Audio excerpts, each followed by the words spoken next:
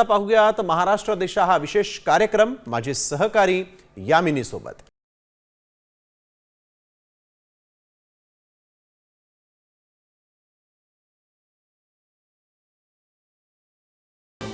नमस्कार, महाराष्ट्र देशा या विशेष कार्यक्रमामध्ये आपल्या सगळ्यांचं स्वागत आहे। या कार्यक्रमाच्या माध्यमातून आपण राज्य सरकारनं राज्याच्या दृष्टीने घेतलेल्या काही महत्त्वाच्या निर्णयांचा आढावा घेत असतो। चला तर मग पाहूयात या आठवड्यात घेण्यात आलेले काही महत्त्वाचे निर्णय। महाराष्ट्राला केवळ स्टील उद्योग क्षेत्रातच नव्हे तर ग्रीन स्टील उद्योग क्षेत्रातही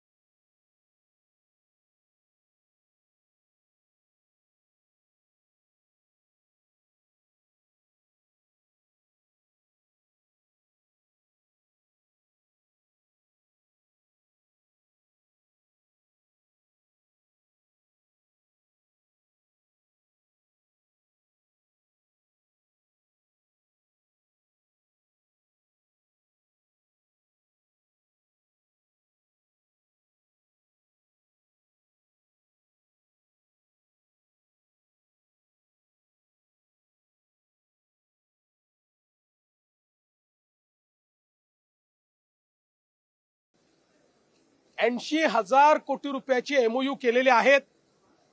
7 वेगवेगळ्या इंडस्ट्री सोबत हे एमओयू झालेले आहेत। हे विदर्भ, मराठवाडा आणि कोकण या 3 भागांमध्ये हे एमओयू झालेले आहेत आणि यामुळे स्टील सेक्टरला महाराष्ट्रामध्ये एक नवीन उभारी येईल हा मला विश्वास आहे। आयुष्यमान भारत प्रधानमंत्री जन आरोग्य योजना आणि महात्मा ज्योतिराव फुले जन आरोग्य योजना एकत्रितपणे राबवण्यात येणार आहे। या एकत्रित योजनेअंतर्गत 5 लाख रुपयांच्या मर्यादेत 1356 उपचार नमूद करण्यात आले। याशिवाय शासकीय तसंच खासगी रुग्णालयांमध्ये विनामूल्य उपचार केले जाणार आहेत। आयुष्यमान कार्ड तयार करण्यासाठी आशा कर्मचारी, आपले सरकार सेवा केंद्रातील कर्मचारी तसंच स्वस्त धान्य दुकान चालक यांची मदत घेतली जाऊ शकते। तसंच लाभार्थी स्वतःही आयुष्यमान ॲप किंवा beneficiary.nha.gov.in या संकेतस्थळावरील बेनिफिशरी पर्यायाद्वारे आपले कार्ड तयार करू शकतात। कार्ड निर्मितीसाठी अद्ययावत शिधापत्रिका, आधार क्रमांक आणि आधाराशी जोडलेला मोबाईल क्रमांक आवश्यक आहे। वळूयात पुढच्या बातमीकडे। नाशिक आणि परिसरातील आगामी कुंभमेळ्याच्या पार्श्वभूमीवर शिर्डी विमानतळाचं उर्वरित काम नियोजित वेळेत पूर्ण करावं। त्याचबरोबरच विमानतळावरील विमानांच्या पार्किंगच्या सुविधेत वाढ करावी असे निर्देश मुख्यमंत्री देवेंद्र फडणवीस यांनी दिले। तसंच शिर्डीमध्ये विमानांच्या पार्किंगचे दर इतर विमानांच्या तुलनेत कमी ठेवावेत अशा सूचनाही मुख्यमंत्र्यांनी दिल्यात।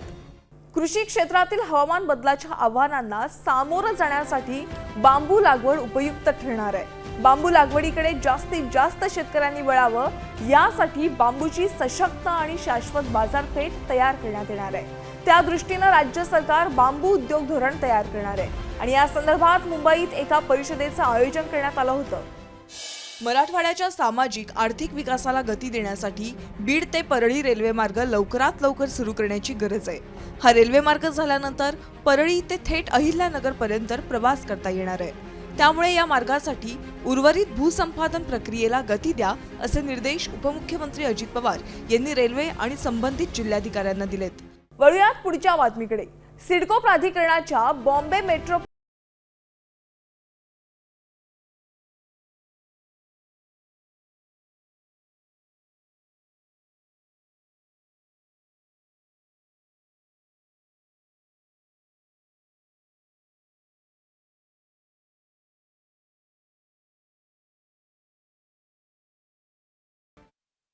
तर महाराष्ट्र देशा या कार्यक्रमात पुन्हा भेटूयात. तोपर्यंत नमस्कार.